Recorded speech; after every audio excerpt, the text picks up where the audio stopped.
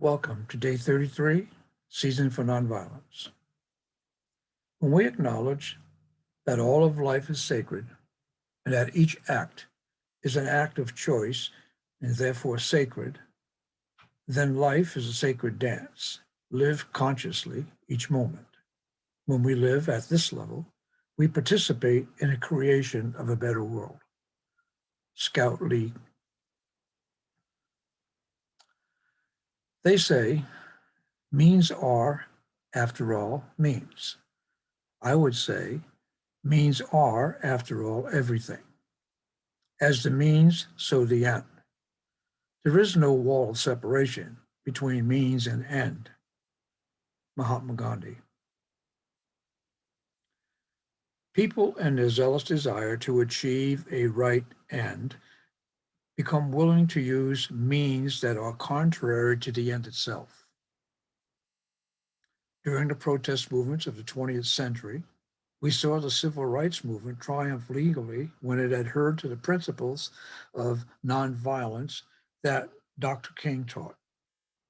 After his assassination, the justifiable rage of young African Americans took the movement in a more violent direction, and all progress toward further social and moral integration slowed.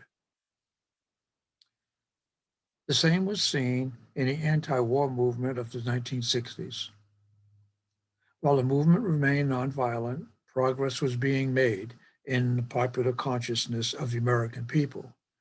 After the upheaval of the 1968 Democratic Convention and the movement toward more violent means, the means being used completely invalidated the professed end.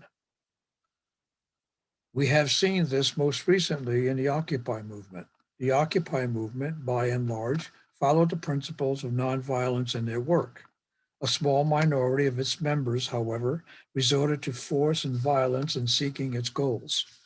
Regardless of the actions by authorities that prompted it, these Occupy members not only lost any moral authority in the struggle, they actually set the movement back, as all were tainted by their actions.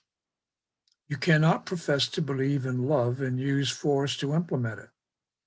You cannot use violence to enforce nonviolence.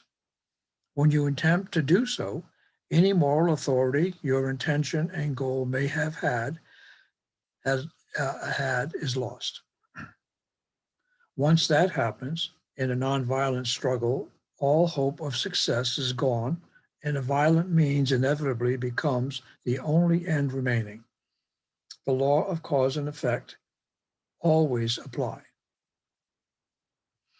Whatever we may claim our motive to be, the end can never justify the means we use. Rather, the opposite is true. The means we use either justify the ends we seek or they completely invalidate them. In the words of the ancient proverb, you cannot pick up one end of a stick without picking up the other. In the end, the one that is the least violent is not the same as being nonviolent. Nonviolence and nonviolence alone must be both the means and the end. We cannot justify violence in the name of nonviolence. Affirmative practice. Today, I will meditate on what it means to be truly nonviolent. Today, I will ask, how am I being nonviolent in the pursuit of what I believe? How am I being nonviolent in my life? Do my means truly match my ends? This is the path of nonviolence.